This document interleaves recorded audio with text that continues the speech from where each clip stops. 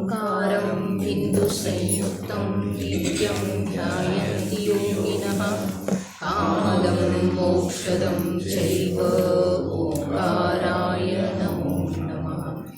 अविरलशब्दघनमुग प्रक्षालितसकलभूतलकलङ्का मुनिरूपाश्रिततीर्था Saraswati हरतु no विदितान्।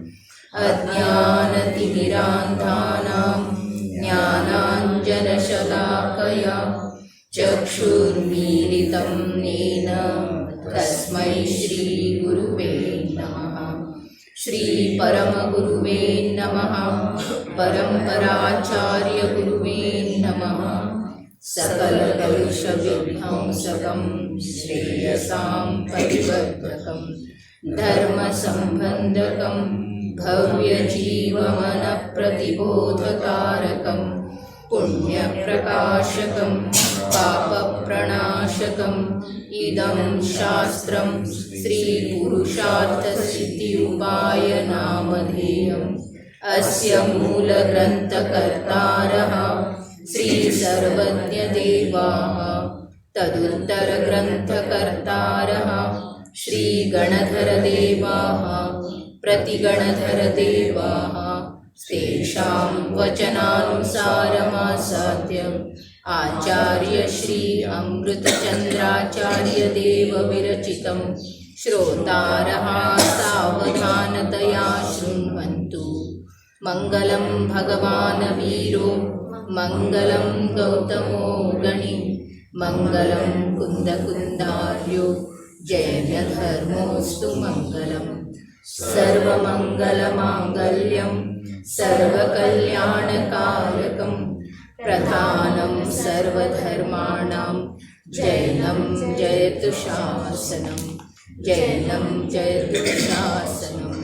नमो अरहन्ताणं नमो सिद्धाणं नमो आयुर्याणं नमो वज्रायाणं नमो लोये सौवसाहुनं। तज्जयति परं ज्योतिः समं समस्तैरनन्तपर्याये दर्पणतलैव सकला प्रतिफलति पदार्थमालिका यत्र।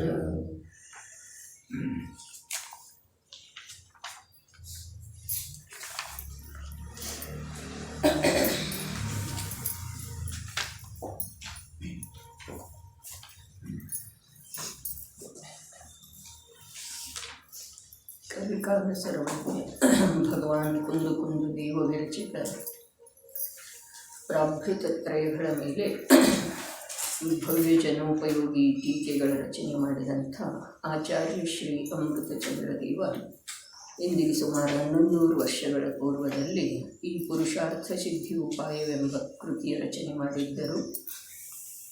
ಇದರ ಮೇಲೆ ಪಂಡಿತ್ ತೋಡರಮಲ್ಲರ ಭಾಷಾ ಟೀಕೆಯನ್ನು ಬರೀತಾ ವಿಧಿವಶರಾಗುವುದರಿಂದ ದೌಲತ್ ರಾಮ್ ಕಾಸ್ಲಿವಾಲ್ ಅನ್ನುವಂಥ ಇನ್ನೊಬ್ಬ ಜ್ಞಾನಿ ಪುರುಷ ಆ ಟೀಕೆಯನ್ನು ಪೂರ್ಣಗೊಳಿಸಿ ಇಂದ ನಮಗೆ ಸಮಗ್ರ ರೂಪದಿಂದ ಕೃತಿ ಉಪಲಬ್ಧ ಆಗುವಲ್ಲಿ ನಿಮಿತ್ತಾಗಿದ್ದಾರೆ. ಇದರಲ್ಲಿ ಶ್ರಾವಕನ ಅಥವಾ ಚರಣಾನುಯೋಗಕ್ಕೆ ಸಂಬಂಧಿಸಿದ ಕಥನದ ಮುಖ್ಯತೆ ಇದೆ. ಶ್ಲೋಕ ಸಂಖ್ಯೆ 77 ಇದೆ. ಈಗ ಶ್ರಾವಕರ ಸ್ಥಾವರ ಹಿಂಸೆಯಲ್ಲಿ ಕೂಡ ಸ್ವಚ್ಛಂದತೆಯ ನಿಷೇಧ ಮಾಡುತ್ತಾರೆ. ಸ್ತೋಕೈಕೇಂದ್ರಿಯಘಾತಾತ್ ಗ್ರಹಿಣಾಂ ಸಂಪನ್ನ ಯೋಗ್ಯ ವಿಷಯಾನಾಂ ಶೇಷಸ್ಥಾವರ ಮಾರಣ ವಿರಮಣಮಪಿ ಭವತಿ ಕರಣೀಯಂ. ಅನ್ವಯಾರ್ಥ.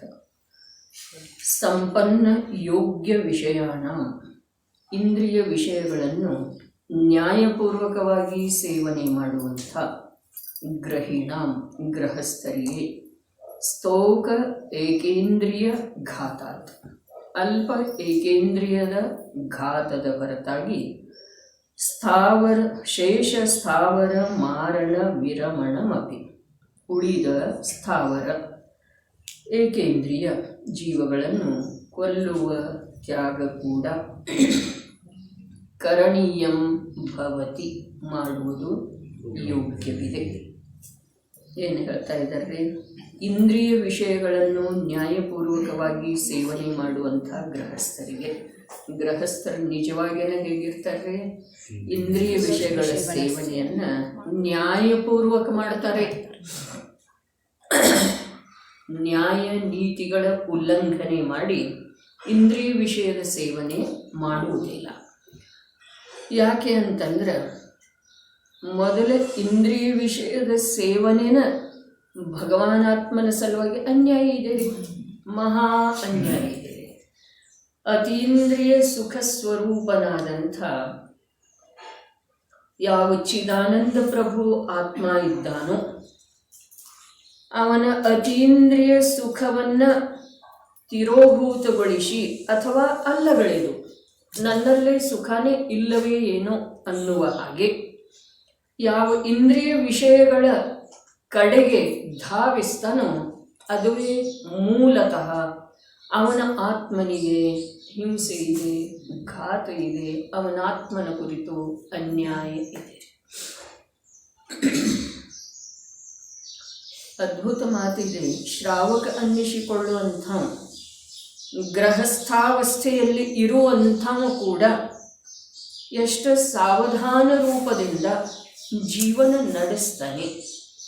ಜಗತ್ತಿನ ಕಡೆಗೆ ನೋಡಿದರೆ ನಮ್ಮದು ನಿಯಮದಿಂದ ಪತನ, ಮಹಾಪತನ ಆಗುವುದಿದೆ. ಆಗಮದ ಆಲೋಕವನ್ನು ಪಡೆದಿರುವಂಥ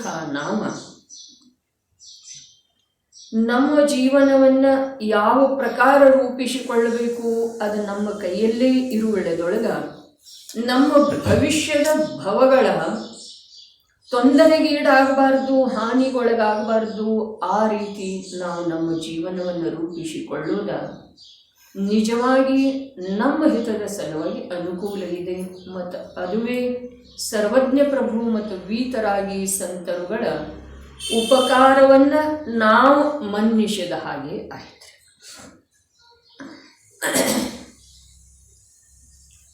ಏಕೇಂದ್ರಿಯದ ಅವಸ್ಥೆಯಲ್ಲಿ ಕಳೆದ ಅನಂತ ಕಾಲದೊಳಗ ಈ ಜೀವ ಆ ಒಂದು ಯಾವ ಉಪಲಬ್ಧ ಇಂದ್ರಿಯ ಇತ್ತೋ ಆ ಇಂದ್ರಿಯದ ವಿಷಯವನ್ನ ಗ್ರಹಣ ಮಾಡುವ ಸಲುವಾಗಿ ನಿರಂತರ ಉದ್ಯಮಶೀಲ ಇತ್ತು.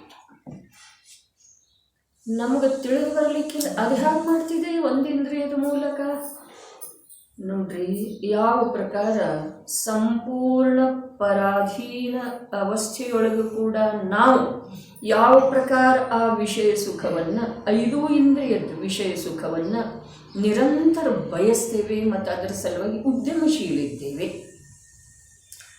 ಅತ್ಯಂತ ಪರಾಧೀನ, ಪರಿಪೂರ್ಣ ಪರಾಧೀನ ಇರುವೆಳೆದೊಳಗೂ ಕೂಡ ನಮ್ಮ ಅಂತರಂಗದ ಅಭಿಲಾಷೆ ಸ್ವತಂತ್ರ ಇದೆಯಲ್ಲ, ಅದೇನು ಪರಾಧೀನ ಇಲ್ಲ.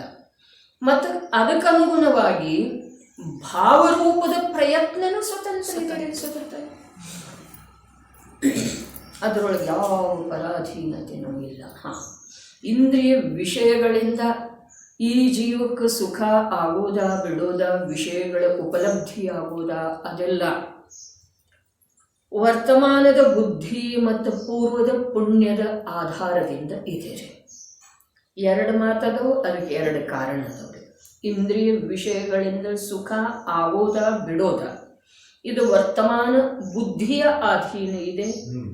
ಮತ್ತು ವಿಷಯಗಳ ಉಪಲಬ್ಧಿ ಆಗೋದಾ ಅದು ಪೂರ್ವ ಪುಣ್ಯದ ಅಧೀನ ಇದೆ. ಆದರೆ ಜೀವದ ಅಭಿಲಾಷೆಗೇನು ಯಾವುದರದ್ದು ಪರಾಧೀನತೆ ಇಲ್ಲ. ಅಂಥೇಳಿನ ಜೀವ ಬೇಕಾದಂಥ ಪ್ರಸಂಗದೊಳಗ ಸಂಸಾರವನ್ನು ಅಖಂಡ ರೂಪವಾಗಿ ಪರಿಪೋಷಿಸ್ತಾ ಬರ್ತಾ ಇದ್ದಾನೆ. ಬೇಕಾದಂಥ ಪ್ರಸಂಗ ಇರಲಿ, ದಿವ್ಯ ಭವ್ಯ ಪ್ರಸಂಗ ಇರಲಿ, ಜಿನವಾಣಿಯ ಸಂಯೋಗ ಇರಲಿ, ಜಿನದರ್ಶನದ ಯೋಗ ಇರಲಿ, ಉತ್ತಮ ಮನುಷ್ಯ ಭವ ಇರಲಿ, ಜೈನ ಕುಲ ಇರಲಿ, ಅಭಿಪ್ರಾಯಕ್ಕೆ ಸ್ವತಂತ್ರ ಅದನ್ನಲ್ಲ. ಅಂಥೇಳಿನ ಅವನಿಗೆ ಏನೆಲ್ಲ ಶಿಖರನೂ ಕೂಡ ಅವನ ಕಾರ್ಯ ಮಾತ್ರ ಅವ ಮಾಡಿದ್ರ ಆಗೋದಿಗೆ ರೀ. ಇಷ್ಟು ಯಾವಾಗಲೂ ನಿಶ್ಚಿತ ತಿಳಿಯೋದು. ಈ ಭವದಲ್ಲಿ ಮಾಡ್ರಿ, ನಂತರ ಮುಂದಿನ 100 ಭವ ಕಳೆದ ನಂತರ ಮಾಡ್ರಿ. ಜ್ಞಾನಿಗಳು ಹೇಳಿದಾರ್ರಿ, ವಸ್ತು ಸ್ವರೂಪ ಹೀಗಿದೆ. ಜೀವ ಮಾಡಿದ್ರನ ಜೀವದ ದುಃಖ ದೂರ ಆಗೋ ಸಾಧ್ಯ ಇದೆ. ಶಾಶ್ವತವಾದಂಥ ನಿರಾಕುಲ ಆತ್ಮಾನಂದದ ಮಾರ್ಗ ಉಪಲಬ್ಧ ಆಗೋದು ಸಾಧ್ಯ ಇದೆ. ಪ್ರಾಪ್ತ ಮಾಡಿಕೊಂಡ್ರ, ತಿಳಿದರ, ಶ್ರದ್ಧೆ ಮಾಡಿದರ ಅಷ್ಟೇ ಇದೆ. ಮತ್ತೇನಿದೆ? ತಿಳಿಯುವುದಿದೆ, ಶ್ರದ್ಧೆ ಮಾಡುವುದಿದೆ. ತಿಳಿಯುವ ನಿಮಿತ್ತವನ್ನ ಆದರದಿಂದ ಕಾಯ್ಕೊಳ್ಳೋದಿದೆ. ತಿಳಿಯುವ ನಿಮಿತ್ತ, ತಿಳಿಯುವಲ್ಲೇ ನಿಮಿತ್ತ ಇದೆಯಲ್ಲ. ಜಿನಾಗಮ ಸಮಜ್ ಮ್ಯಾರ ಕನ್ನಡ ತಿಳಿದಿದ್ದೀರಿ ಅವಳಿಗೆ. ಹೋಗು ಎಳೆದೊಳಗೆ ನೀನು ನಾಳೆ ಬರ್ತೇವಿ ಅಂಥೇಳಿ ಹೇಳಿ. ಸೂರತ್ದೊಳಗೆ ಹುಟ್ಟಿದ ಮಗು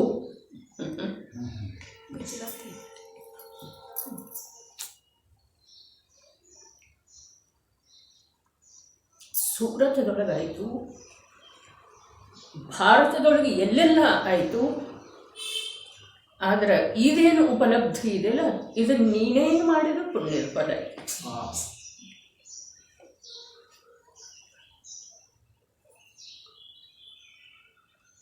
ಆ ಮಗು ಎಂಥದ್ದ?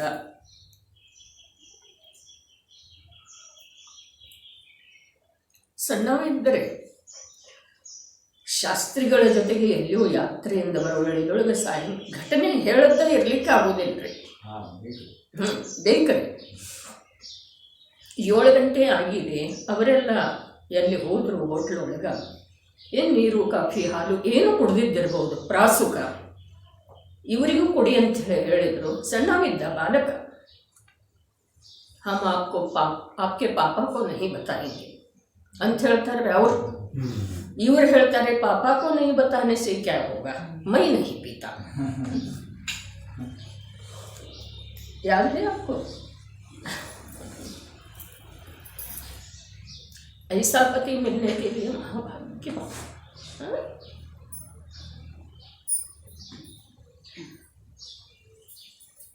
ಧರ್ಮ ರಥವನ್ನ ಮುಂದೆ ತಗೊಂಡು ಹೋಗೋದಿದೆ ನೀವು.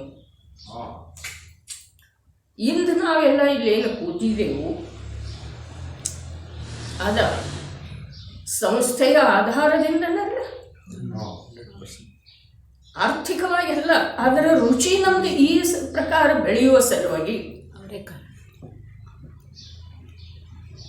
ಎಲ್ಲೋ ರಾಜಸ್ಥಾನದಿಂದ ಬಂದರು, ಉದ್ಯೋಗದ ಅಭಿಲಾಷೆಯಿಂದ. ಅವ್ರ ತಾತ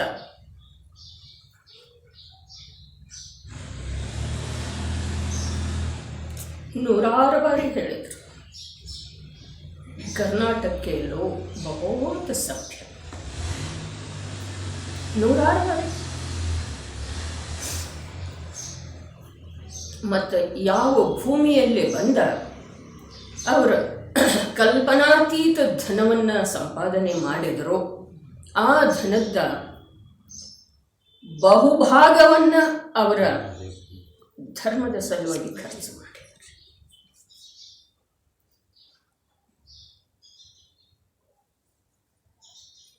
ಅದಕ್ಕೆ ಲೋಕದೊಳಗೆ ಎಲ್ಲಿಯೂ ಹೋದ್ರೂ ಕೂಡ ಈ ಸಂಯೋಗ ಇದೆಯಲ್ಲ, ಇದರ ಮಹಿಮೆ ಬೇರೆ ಯಾವುದರ ಜೊತೆಗೇನು ಹೋಲಿಕೆ ಮಾಡಲಿಕ್ಕೆ ಬರೋದಿಲ್ಲ, ಹೊಂದಾಣಿಕೆ ಮಾಡಲಿಕ್ಕೆ ಬರೋದಿಲ್ಲ, ಟ್ಯಾಲಿ ಮಾಡಲಿಕ್ಕೆ ಬರೋದಿಲ್ಲ. ಮತ್ತು ಇದರ ಎಲ್ಲ ತುಚ್ಛ ಇದೆ. ಇಂದ್ರನ ವೈಭವ ತುಚ್ಛ ಇದೆ. ಧನ ಕನಕಾದಿಗಳ ಅವಂತೂ ದಾಸನ ಹಾಗೆ ಬೆಣ್ಣ ಹತ್ತತ್ತವ್ರೆ. ಅವದ್ರೊಳಗೆ ಏನಿದೆ? ಅವು ತಾನಾಗೇ ಸೇವಾವೃತ್ತಿಯನ್ನು ಧಾರಣೆ ಮಾಡ್ತಾವೆ. ಆದರೆ ಅಜ್ಞಾನಿ ಜೀವ ಅವುಗಳ ಸೇವಕನಾಗಿ ಹೋಗ್ತಾನಲ್ಲ, ಅಜ್ಞಾನಿ ಜೀವ. ಹೌದು ಅಥವಾ ಇಲ್ರಿ? ಕೊನೆಗೆ ಮೇಲೆ ಹೋಗ್ತಾನ್ರಿ. ಕೊನೆಗೆಲ್ಲಿ ಹೋಗ್ತಾನೆ? ಶಾಶ್ವತವಾದಂಥ ಸಂಸಾರ ಅರ್ಥಾತ್ ನಿಗೋದ ಭೂಮಿಗೆ, ನಿಗೋದ ಅವಸ್ಥೆಗೆ ತಲುಪುತ್ತಾನ್ರಿ. ಅಭಿಮಾನ ಬಾಹ್ಯದ ಕುರಿತು ಎಳ್ಳಷ್ಟೂ ಒಳ್ಳೆಯದಲ್ಲ. ಎಷ್ಟು ಒಂದು ಅಂಶ ಕೂಡ ಅಭಿಮಾನ ನೋಡ್ರಿ. ಅಮೃತಚಂದ್ರಾಚಾರ್ಯ ದೇವರಂಥ ಪರಮ ದಿಗಂಬರ ಅಧ್ಯಾತ್ಮ ರಸಿಕ ಮಹಾನ್ ಪ್ರತಿಭಾ ಸಂಪನ್ನ ಆಚಾರ್ಯರ ಅವರು ಹೇಳ್ತಾರೆ, ಅಣು ಮಾತ್ರ ಕೂಡ ರಾಗಿತ್ತು ಅಂತಂದ್ರೆ ಸಕಲ ಆಗಮಗಳ ಅಭ್ಯಾಸ ನಿರರ್ಥಕ ಆಗ್ತಿದೆ. ರಾಗದ ಮಾತು ಹೇಳಿದಾರ್ರಿ. ರಾಗ ಯಾವುದರ ಕುರಿತು? ದೇವಶಾಸ್ತ್ರಗಳು ಕುರಿತಿರಬಹುದು, ಶುದ್ಧಾತ್ಮನ ಕುರಿತು ಇರಬಹುದು. ರಾಗ ಏನಿದೆ, ಆ ದೇವಶಾಸ್ತ್ರ ಗುರುವಿನ ಕುರಿತು ಯಾವ ರಾಗ ಇದೆ, ಅದ ನಿಜ ಶುದ್ಧಾತ್ಮನ ಮಹಿಮೆಯ ಕಡೆಗೆ ಪ್ರವೃತ್ತಿ ಮಾಡ್ತಿತ್ತು, ಅದಕ್ಕೆ ಉಪಯೋಗ ಆಗ್ತಿತ್ತು ಅಂತಂದ್ರೆ ಆ ರಾಗ ಕೂಡ ಮಾನ್ಯ ಇದೆ. ಹೌದಿಲ್ಲ? ಮತ್ತು ನಿಜ ಶುದ್ಧಾತ್ಮನ ರಾಗ, ಶುದ್ಧಾತ್ಮನ ಶ್ರದ್ಧೆ, ಅನುಭೂತಿ, ಸ್ಥಿರತೆಯ ಸಲುವಾಗಿ ಅನುಕೂಲ ಆಗ್ತಿತ್ತು ಅಂತಂದ್ರೆ ಆ ಶುದ್ಧಾತ್ಮನ ರಾಗ ಕೂಡ ಅತ್ಯಂತ ಅನುಕೂಲ ಇದೆ ರೀ. ಇವುಗಳನ್ನು ಬಿಟ್ಟು ಪರಪದಾರ್ಥದ ರಾಗ ಯಾವುದು ಕ್ಷಣಿಕ ಇದೆಯೋ, ನಿಶ್ಚಿತವಾಗಿ ನಾಶಶೀಲಿ ಇದೆ, ಆಕುಲತಾಮಯ ಇದೆ. ಇದೇನಿಲ್ರಿ. ಇಲ್ಲೇನು ಹೇಳ್ತಾ ಇದ್ದಾರೆ? ನ್ಯಾಯೋಪಾರ್ಜಿತ ಹೋಗಬೇಕ್ರಿ. ಅನ್ಯಾಯದಿಂದ ಜೈನರು ಯಾವ ಪ್ರಕಾರದ ಉದ್ಯಮ ಮಾಡಬೇಕು ಇದೇ ಅಥವಾ ಇಲ್ರಿ?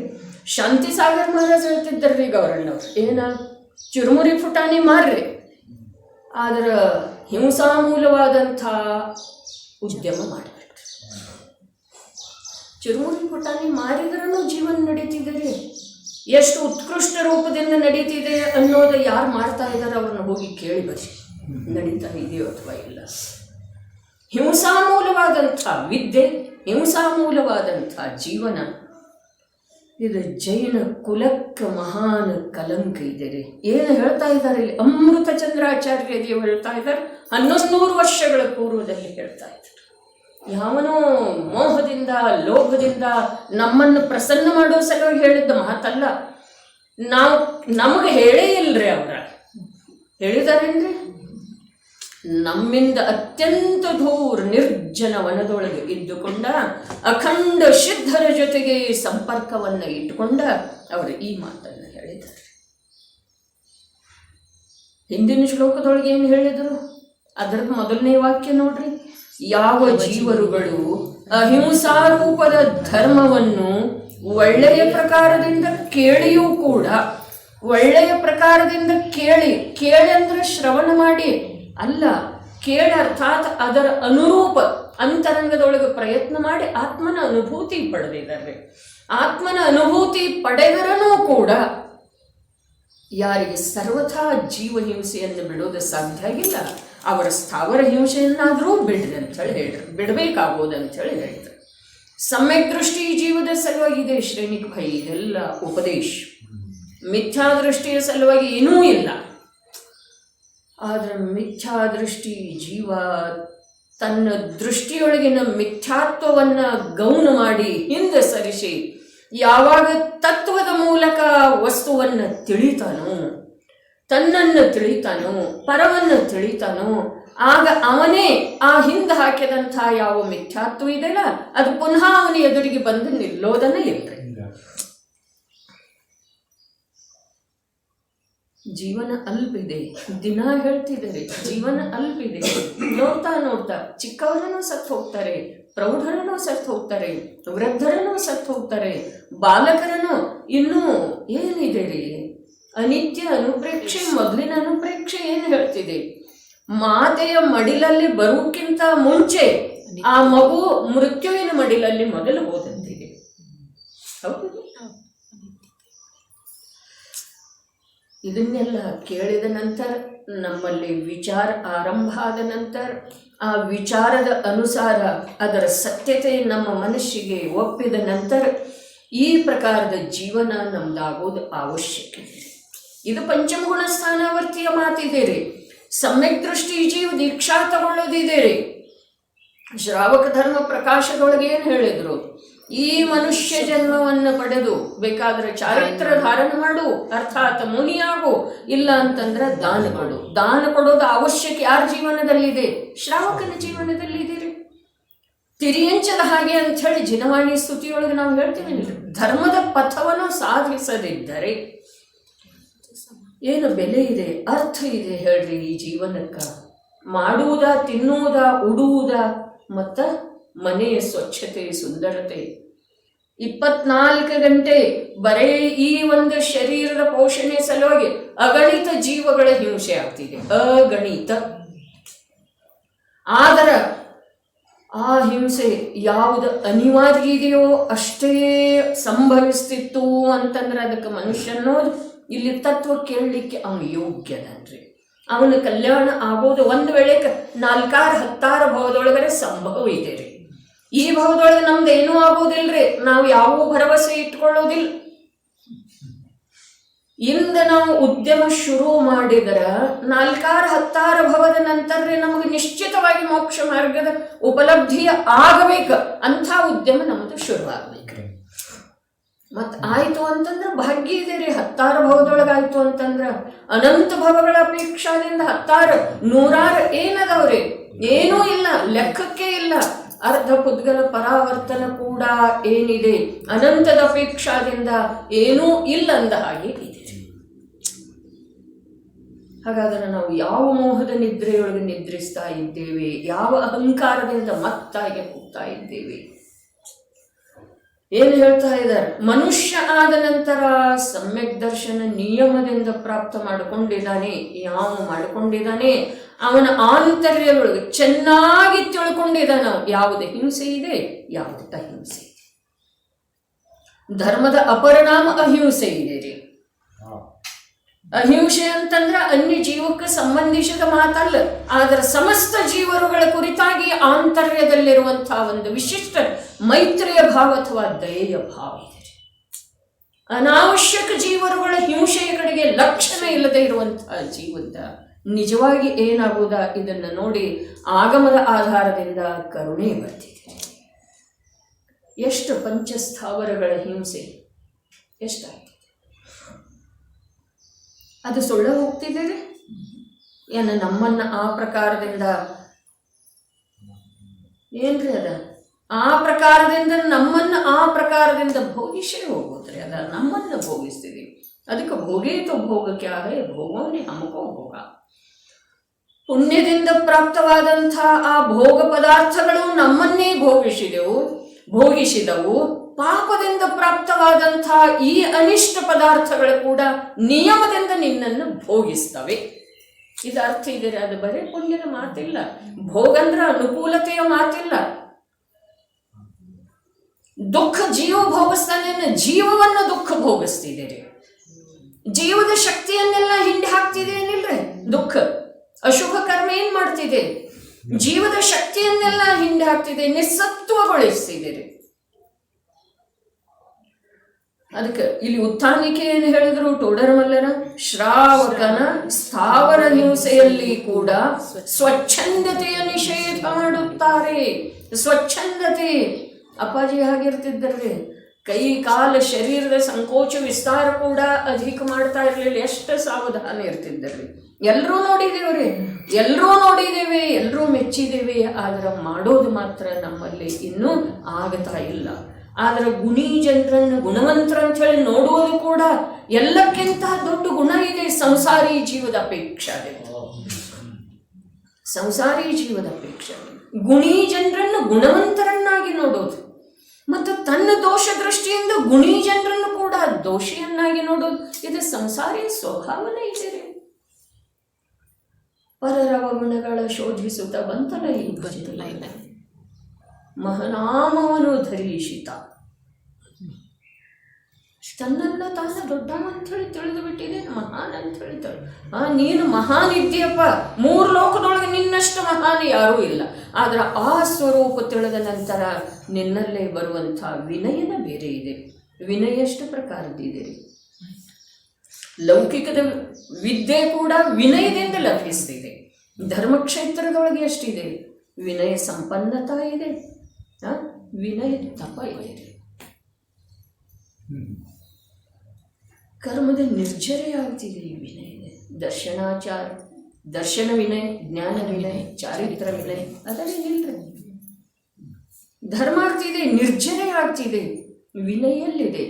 ತನ್ನ ಸ್ವಭಾವವನ್ನು ತಾನು ಹೇಗಿದೆಯೋ ಹಾಗೆ ತಿಳ್ಕೊಂಡು ಪ್ರತಿಯೊಂದು ಪದಾರ್ಥದ ಸ್ವತಂತ್ರ ಸಾರ್ವಭೌಮತೆಯನ್ನು ನಂಬುವುದೇ ವಿನಯ ಇದೆ.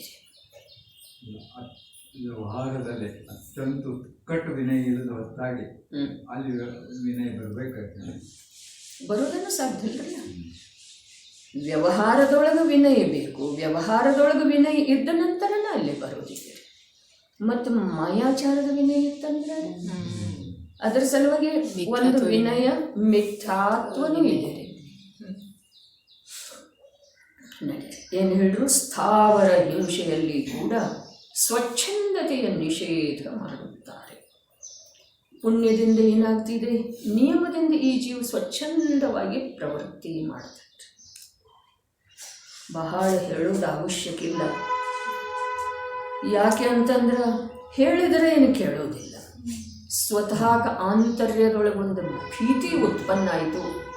ಆ ಎಲ್ಲ ಜೀವರುಗಳ ಕಡೆಯಿಂದ ನಾನು ಅದೇ ಪ್ರಕಾರದ ಕಾರ್ಯಕ್ಕೆ ಗುರಿಯಾಗಿ ಅನಂತ ಏನು ಹೇಳಿದ್ರು ಪದ್ಮನಂದಿ ಆಚಾರ್ಯ ದೇವರು, ಅದು ಚರಣಾನುಯೋಗ.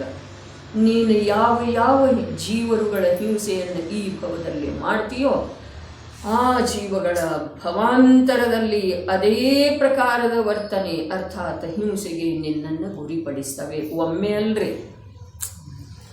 ರತ್ನಕರಂಡ ಶ್ರಾವಕಾಚಾರದೊಳಗ ಸದಾ ಸುಖದಾಸ್ ಜಿ ಮಧುವಿನ ಬಗ್ಗೆ ಏನು ಹೇಳಿದರು, ಔಷಧದ ರೂಪದಿಂದ ಕೂಡ ಒಂದು ಬಿಂದು ಮಧುವಿನ ಸೇವನೆಯನ್ನು ಯಾವ ಮನುಷ್ಯ ಮಾಡ್ತಾನೋ ಅವನ ನರಕದಲ್ಲಿ ಅನಂತಾನಂತ ದುಃಖವನ್ನು ಸಾಗರೋಪಮಗಳವರೆಗೆ ಭೋಗಿಸ್ತಾನೆ. ಇನ್ನು ಭೋಗದ ಬಗ್ಗೆ ಹೇಳಬೇಕಾದ್ರೆ ಬ್ರಹ್ಮದತ್ತ ಚಕ್ರವರ್ತಿ ಉದಾಹರಣೆನ ಅದನ್ನಿಲ್ಲ. 700 ವರ್ಷ 700 ವರ್ಷ ಭೋಗಿಸಿದವ ಚಕ್ರವರ್ತಿ. ಅವನ ಪುಣ್ಯನೇ ಇತ್ತಲ್ಲ, ಚಕ್ರವರ್ತಿತ್ವವನ್ನು ಯಾರು ಕೊಟ್ಟಿರ್ಲಿಲ್ರಿ ಅವನಿಗೆ, ಅವನದೇ ಪುಣ್ಯ ಇತ್ತು. ಆದ್ರೆ 700 ವರ್ಷ ಚಕ್ರವರ್ತಿತ್ವದ ಭೋಗಿಸಿದ ನ್ಯಾಯೋಪಾರ್ಜಿತ ಅದ, ಅನ್ಯಾಯದಿಂದ ಯಾರದ್ದು ಕಸ್ಕೊಂಡಿರ್ಲಿಲ್ಲ. ನಾರಾಯಣ ಪ್ರತಿ ನಾರಾಯಣ ಇರ್ತಾರಲ್ಲ, ಅವರು ಒಬ್ಬರದು ಕಸ್ಕೊಳ್ತಾರೋ ಅದ್ರ ಸಲುವಾಗಿನ ಹುಟ್ಟಿರ್ತಾರೆ. ಅವರ ಜಗ ಯುದ್ಧ ಪ್ರತಿ ನಾರಾಯಣ ಅವರ ವಿರೋಧಿ ಜೀವನ ಇರ್ತಾರೆ. ಅವರು ಒಬ್ಬರನ್ನ ಸಾಯಿಸಿ ಇನ್ನೊಬ್ಬರ ಆ ಪದವಿಗೆ ಬರ್ತಾರೋ ಆ ಮಾತು ಬೇರೆ. ಆದ್ರೆ ಅಖಂಡ ಚಕ್ರವರ್ತಿ ಏನದನಲ್ಲ, ಅವನು ಸ್ವಯಂ ತನ್ನ ಪುಣ್ಯದ ಬಲದಿಂದ ಚಕ್ರವರ್ತಿ ಆಗಿರ್ತಾನೆ. ಆಯುಧಾಗಾರದೊಳಗೆ ಚಕ್ರರತ್ನ ಉದಯ ಆಗ್ತಿದೆ. 6 ಖಂಡವನ್ನು ಜಯಿಸ್ತಾನೆ. 96,000 ಪತ್ನಿಯರು ಇರ್ತಾರೆ. 84 ಲಕ್ಷ ಆನೆ ಇರ್ತವೆ. 18 ಕೋಟಿ ಅಶ್ವ ಇರ್ತವೆ. 14 ರತ್ನ ಇರ್ತವೆ. 9 ನಿಧಿ ಇರ್ತವೆ. 9 ನಿಧಿಗೆ 9,000 ಯಕ್ಷರ ರಕ್ಷಣೆ ಇರ್ತಿದೆ. 14 ರತ್ನಕ್ಕ 14,000 ದೇವಗಳ ರಕ್ಷಣೆ ಇರ್ತಿದೆ. ಇಷ್ಟೆಲ್ಲ ವೈಭವ, 6 ಖಂಡದ ವೈಭವ ನ್ಯಾಯೋಪಾರ್ಜಿತ ಇದೆ. ಅದನ್ನು ಗಳಿಸುವ ವೇಳೆದೊಳಗ ಷಟ್ಖಂಡವನ್ನ ಜಯಿಸುವ ವೇಳೆದೊಳಗ ಯಾವ ಜೀವದ ಹಿಂಸೆ ಆಗಿರುವುದಿಲ್ಲ. ಶ್ರೇಣಿ ನ್ಯಾಯೋಪಾರ್ಜಿತ ಇರ್ತಿದೆ. ಆದ್ರೆ ಆ ನ್ಯಾಯೋಪಾರ್ಜಿತ ಭೋಗವನ್ನು 700 ವರ್ಷಗಳವರೆಗೆ ಭೋಗಿಸಿದ ಬ್ರಹ್ಮದತ್ತ ನಾಮದ ಚಕ್ರವರ್ತಿ. 12 ಜನ ಚಕ್ರವರ್ತಿ ಆಗ್ತಾರೆ, 24 ಜನ ತೀರ್ಥಂಕರರ ಕಾಲಕ್ಕ. ಬ್ರಹ್ಮದತ್ತ ಚಕ್ರವರ್ತಿ 700 ವರ್ಷಗಳವರೆಗೆ ಅದರ ಭೋಗಿಸಿದ. 33 ಸಾಗರೋಪಮದ 7ನೇ ನರಕಕ್ಕೆ ಹೋದ. ಒಂದೊಂದು ನಿಮಿಷದ ಭೋಗಿಸಿದ್ದನ ಅದಕ್ಕೆ ಅಲ್ಲಿ ಅಸಂಖ್ಯ ಅಬ್ಜ ವರ್ಷಗಳವರೆಗೆ ದುಃಖ ಇದೆ. ಅಸಂಖ್ಯ ಅಬ್ಜ ಕೋಟಿ ಅಲ್ರಿ, ಒಂದು ಅಬ್ಜ 2 ಅಬ್ಜ ಅಲ್ಲ, ಅಸಂಖ್ಯ ಅಬ್ಜ. 33 ಸಾಗರೋಪಮ ಅಂದ್ರೆ ಎಷ್ಟಾಗ್ತಿದೆ ಲೆಕ್ಕನ ಇಲ್ರಿ. ಅದಕ್ಕೆ ಒಂದೊಂದು ಶ್ವಾಸದೊಳಗೆ ಇಲ್ಲೇನು ಭೋಗಿಸಿದ್ದಲ್ಲ, ಶ್ವಾಸದಷ್ಟು ಸಮಯದೊಳಗ ಅದರದ ಒಂದೊಂದು ಶ್ವಾಸಕ್ಕ ಅಲ್ಲಿ ಅಸಂಖ್ಯ ಅಬ್ಜಗಳವರೆಗೆ ದುಃಖ ಭೋಗಿಸಬೇಕು. ಅವರು ಯಾರ ಮೇಲೆ ವೈರ ಮಾಡಿ ಹೇಳಿಲ್ಲ. ದಿಗಂಬರಾಚಾರ್ಯ ಅಥವಾ ಸರ್ವಜ್ಞ ಪ್ರಭು ವಸ್ತು ಸ್ವರೂಪವನ್ನು ಯಾವಾಗ ನೋಡಿದರೋ ಹಾಗೆ ಹೇಳಿದ್ದಾರೆ. ಯಾರು ಕೇಳಿದರೋ ಅವರ ಆ ಮಾರ್ಗದ ಆಧಾರ ಮಾಡಿದರೋ ಆ ಮಾರ್ಗದೊಳಗ ಮಂದಗತಿಯಿಂದ ಹೊರತು ಗಮನ ಮಾಡುವಂಥ ಪುರುಷಾರ್ಥ ಮಾಡಿ ಸಾಗಿ ಹೋಗ್ತಾ ಇದ್ದಾರೆ. ಯಾರು ಕೇಳಲಿಲ್ಲ ಅವರು ಇಲ್ಲೇ ಚಕ್ರದೊಳಗ ಸುತ್ತ ಹಾಕಿ ತಿರುಗಿ ನಿಗೋದಕ್ಕೆ ಹೋಗೋದು ನಿಶ್ಚಿತ ಇದೆ. ನಿಶ್ಚಿತ. ಯಾಕೆ ಅಂತಂದ್ರೆ ಅವರದೇ ಭಾವ. ಇಂದ್ರಿಯ ವಿಷಯಗಳನ್ನು ನ್ಯಾಯಪೂರ್ವಕವಾಗಿ ಸೇವನೆ ಮಾಡುವಂಥ ಗೃಹಸ್ಥರಿಗೆ ನ್ಯಾಯಪೂರ್ವಕವಾಗಿ ಸೇವನೆ ಮಾಡೋದು 5 ಇಂದ್ರಿಯ ವಿಷಯಗಳನ್ನು. ಯಾವ ಸೇವನೆ? ನ್ಯಾಯಪೂರ್ವಕ ಅಂತಂದ್ರೆ ಅವುಗಳನ್ನು ಪಡ್ಕೊಳ್ಳುವುದರಿಂದನೂ ನ್ಯಾಯ ಇದೆ. ನೀತಿ ಇದೆ, ಮತ್ತು ಅವುಗಳನ್ನು ಭೋಗಿಸುವುದರೊಳಗೆ ಕೂಡ ನ್ಯಾಯ ಇದೆ. ಭೋಗಿಸುವುದರೊಳಗೆ ಏನು ನ್ಯಾಯ? ಭೋಗಿಸುವುದರ ಒಳಗೆ ನ್ಯಾಯ, ತೀವ್ರ ಆಸಕ್ತಿ ಇಲ್ಲದೆ ಇರೋದು, ಇದು ನಿಜವಾದ ನ್ಯಾಯ ಇದೆ. ಮತ್ತು ಲೋಕದೊಳಗೆ ಕೂಡ ನಿಂದೆಗೀಡಾಗುವಂಥ ಭೋಗವನ್ನು ಅವನು ಭೋಗಿಸುವುದಿಲ್ಲರಿ. ವಸ್ತ್ರ ಇರಲಿ, ಆಭರಣ ಇರಲಿ, ಭೋಜನ ಇರಲಿ, ಮನೆ ಇರಲಿ, ಲೋಕದೊಳಗೂ ಕೂಡ ಬುದ್ಧಿಜೀವಿಗಳಿಂದ ನಿಂದೆಗೆ ಪಾತ್ರ ಆಗುವಂಥ ಭೋಗವನ್ನು ಅವನು ಭೋಗಿಸೋದಿಲ್ಲ. ನೋಡ್ರಿ ವಿಜಯಣ್ಣ, ಮೇಲೆ ಹೇಳಲಿಕ್ಕೆ 4 ಅದಾವ್ರಿ ಅವ, ಆದರೆ ಅವುಗಳದ್ದು ಉತ್ತರ ಭೇದ ಮತ್ತು ಅತಿಚಾರ ದೋಷ ಬಹಳ ಇರ್ತವೆ. ಅವುಗಳನ್ನು ನಾವು ತಿಳಿಬೇಕಾಗ್ತಿದೆ. ಈಗ ರಾತ್ರಿ ಭೋಜನದ ತ್ಯಾಗ ಇದೆ ಸಾಮಾನ್ಯ ನಮ್ಮ ಜೀವನದಲ್ಲಿ, ಅದರ ಅತಿಚಾರ ದೋಷ ಎಷ್ಟದಾವ ಗೊತ್ತಿದೆ? ಎಷ್ಟದ? ಅದು ಒಂದೇ ಆಯಿತು. ನಾವು ಬರೀ ಭೋಜನದ ತ್ಯಾಗ ಮಾಡಿದೆವು, ರಾತ್ರಿ ಭೋಜನದ ತ್ಯಾಗ ಮಾಡಿದೆವು, ಅದರ ಅತಿಚಾರ ದೋಷ ಎಷ್ಟದವ್ರಿ? ಅವುಗಳದ್ದೆಲ್ಲ ಗಣನೆ ಮಾಡ್ತಾ ಕೂತರ ಅವುಗಳದ್ದು ಕೊನೆಯೇ ಬರುವುದಿಲ್ಲ ಅಷ್ಟು. ಯಾಕೆ ಅಂತಂದ್ರೆ ಅನಂತಾನುಬಂಧಿಗೆ ಯೋಗ್ಯವಾದಂಥ ಪರಿಣಾಮ ಇದೆಯಲ್ಲ, ಆ ಪರಿಣಾಮ ಹೇಗಿದೆ? ಅನೇಕ ಅತಿಚಾರಗಳಿಂದ ಯುಕ್ತ ಇದೆ. ಅದು ಬರೀ ಒಂದು ಕ್ರಿಯೆಯ ತ್ಯಾಗ ಮಾಡಿದೆವು ಸುತ್ತಾಗಿ ನಾವು. ಭಕ್ಷಣ ಅಥವಾ ಅಯೋಗ್ಯ ಸಮಯದೊಳಗಿನ ಖಾನ್ಪಾನದ ತ್ಯಾಗ ಮಾಡಿದೆವಲ್ಲ, ಅದು ಅತಿಚಾರ ದೋಷ ಇದೆ. ಲಕ್ಷ್ಯದೊಳಗದವ್ರೆ ಲಕ್ಷ್ಯಕ್ಕೆ ಬರ್ತಾವೆ, ಅವೆಲ್ಲ ಆಗಮದೊಳಗೆ ಇರುವುದಿಲ್ಲರಿ. ಆಗಮದೊಳಗಿದ್ರೂ 4 ಕೊಟ್ಟಿರ್ತಾರೆ ರೀ. ಸಾಮಾನ್ಯ ಗುಣ ಎಷ್ಟು ಕೊಟ್ಟಿದ್ದಾರೆ? 6 ಕೊಟ್ಟಿದ್ದಾರೆ. 6 ಅದಾವ್ರಿ. ಎಷ್ಟು ಅದಾವ್ರಿ? ಅನಂತ ಅದಾವ್ರಿ. ಸಾಮಾನ್ಯ ಗುಣ ಅನಂತ ಅದಾವು. 6 ಯಾಕೆ ಹೇಳಿದ್ರು? ಸಾಕಿದ್ದೀರಿ, ಅಷ್ಟು ಕೇಳಿದ್ರೆ ಜೀವದ ಕಾರ್ಯ ಆಗಿ ಹೋಗ್ತಿದ್ದೀರಿ. ಹಾಂ, 6 ದ್ರವ್ಯ ಜಾತಿ ಅಪೇಕ್ಷಾದಿಂದ 6 ಜಾತಿ ಅದಾವ್ರಿ. ಅದರ ಸಂಖ್ಯೆ ಅಪೇಕ್ಷಾದಿಂದ ದ್ರವ್ಯದ ಅಪೇಕ್ಷಾದಿಂದ ಅನಂತ ಇದ್ದಾವೆ, ಜಾತಿ ಅಪೇಕ್ಷಾದಿಂದ 6. ಕರ್ಮಗಳು 8 ಅದಾವ್ರಿ. ಉತ್ತರ ಪ್ರಕೃತಿ 148 ಅದಾವ್ರಿ. ಅಷ್ಟ 148 ಅದಾವ್ರಿ. ಶೀಲದ ದೋಷ ಎಷ್ಟು ಅದಾವ್ರಿ? ಅತಿಚಾರ ಎಷ್ಟು ಅದಾವ? 18,000 ಹೇಳಿದ್ರಿ. ಆಮೇಲೆ 84 ಲಕ್ಷ ಹೇಳಿದ್ರಿ. 18,000 ಶೀಲದ ದೋಷ ಹೇಳಿದ್ದಾರೆ. ಆಮೇಲೆ 84 ಲಕ್ಷ ಹೇಳಿದ್ದಾರೆ. ಮತ್ತು ಅದರದ್ದೆಲ್ಲ ಏನು ಹೆಸರು ಕೊಡ್ತಾರೆ, ಏನು ವಿವರಣೆ ಕೊಡ್ತಾರೆ. ಅದರ ಸಲುವಾಗಿ ಇಲ್ಲಿ ಮೊದಲು ತಿಳ್ಕೊಳ್ಳೋದಿದೆ, ಏನ ಅಹಿಂಸಾ ರೂಪದ ಧರ್ಮವನ್ನು ಒಳ್ಳೆಯ ಪ್ರಕಾರದಿಂದ ತಿಳ್ಕೊಳ್ಳೋದಿದೆ, ಕೇಳೋದಿದೆ. ಅದರ ಅನುಸಾರವಾಗಿ ಆಂತರ್ಯದೊಳಗೆ ಪ್ರವೃತ್ತಿ ಮಾಡಿ, ಉದ್ಯಮ ಮಾಡಿ, ಪುರುಷಾರ್ಥ ಮಾಡಿ ಆ ಚಿದಾನಂದ ಪ್ರಭು ಆತ್ಮತತ್ವವನ್ನು, ನ್ಯಾಯಕ ತತ್ವವನ್ನು ಪ್ರತ್ಯಕ್ಷ ಪರ್ಯಾಯದೊಳಗ ಅನುಭವ ಮಾಡಿದ ನಂತರ ಈ ಜೀವದ ಆ ಅನುಭವದೊಳಗ ಎಲ್ಲವೂ ಏನಾಗ್ತಾವಂತಂದ್ರೆ ಸಮಾವೇಶ ಇರ್ತವೆ. ಇಂದ್ರಿಯ ವಿಷಯಗಳನ್ನು ನ್ಯಾಯಪೂರ್ವಕವಾಗಿ ಸೇವನೆ ಮಾಡುವಂಥ ಗೃಹಸ್ಥರಿಗೆ ಇಲ್ಲಿ ಶ್ರಾವಕ ಹೇಳಿಲ್ರಿ, ಮೇಲೆ ಶ್ರಾವಕ ಹೇಳಿದಾರ್ರಿ ಉತ್ಥಾನಿಕೆಯೊಳಗ. ಇಲ್ಲಿ ಗೃಹಸ್ಥ ಹೇಳ್ತಾ ಇದ್ದಾರ್ರಿ ಅನ್ವಯಾರ್ಥದೊಳಗ್ರೆ. ಇಲ್ಲ, ಉತ್ಥಾನಿಕೆಯೊಳಗಿದೆ ರೀ, ಟೀಕಾದೊಳಗೆ ಬರಲ್ರಲ್ಲ. ಈಗ ಅನ್ವಯಾರ್ಥ ಏನಿದೆ ರೀ? ಗೃಹಸ್ಥ ಇದೆ ಅಲ್ಲ, ಗೃಹಸ್ಥ ಮತ್ತು ಶ್ರಾವಕದೊಳಗೇನು ವ್ಯತ್ಯಾಸ ಇದೆ? ಗೃಹಸ್ಥ ಅಂದ್ರೆ ನಿಜ ಗ್ರಹದೊಳಗ ಇರುವಂಥವ, ಇರ್ಲಿಕ್ಕೆ ಬಯಸುವಂಥವ, ಇರುವ ಉದ್ಯಮವನ್ನು ನಿರಂತರ ಮಾಡ್ತಾ ಇರುವಂಥವ. ಶ್ರಾವಕ ಅಂತಂದ್ರೆ ಶ್ರದ್ಧೆಯುಳ್ಳವ, ವಿವೇಕವುಳ್ಳವ, ಕ್ರಿಯೆಯುಳ್ಳವ. ಆ ಶ್ರದ್ಧೆ ವಿವೇಕದ ಅನುಸಾರ ಕ್ರಿಯೆ ಮಾಡ್ತಾರೆ. ಇಂದ್ರಿಯ ವಿಷಯಗಳನ್ನು ನ್ಯಾಯಪೂರ್ವಕವಾಗಿ ಸೇವನೆ ಮಾಡುವಂಥ ಗೃಹಸ್ಥರಿಗೆ ಅಲ್ಪ ಏಕೇಂದ್ರಿಯದ ಘಾತದ ಹೊರತಾಗಿ ಅಲ್ಪ ಅಂತಂದ್ರೆ ಎಷ್ಟ? ಅದಕ್ಕೆ ಪ್ರಮಾಣ ಇದೆ. ತನಗೆ ಎಷ್ಟು ಅತ್ಯಂತ ಅನಿವಾರ್ಯ ಇದೆಯೋ ಜೀವಿಸುವ ಸಲುವಾಗಿ ನೋಡ್ರಿ, ಇನ್ನೊಂದು ಜೀವವನ್ನು ಸಾಯಿಸಿ ಅಥವಾ ಕಷ್ಟಕ್ಕೆ ಗುರಿಪಡಿಸಿ ತಾನು ಜೀವನ ಮಾಡುವುದಿರುವುದಿಲ್ಲ. ಆದ್ರೂ ಕೂಡ ತನ್ನ ಜೀವನ ಇನ್ನೊಂದು ಜೀವವನ್ನು ನೋಯಿಸದೆ ಸಂಭವನೆ ಇಲ್ಲ ಅಂದಿರೋ ವೇಳೆದೊಳಗ ಎಷ್ಟು ಕಮ್ಮಿ ಸಾಧ್ಯ ಇದೆಯೋ ಅಷ್ಟು ಸಾವಧಾನತೆ ಬೇಕ್ರೆ. ಅದು ವ್ರತ ತಗೊಂಡ್ರೆ ಬರುವಂಥದ್ದು ಮಾತಲ್ಲ. ಅಲ್ಪ ಏಕೇಂದ್ರಿಯ ಘಾತದ ಹೊರತಾಗಿ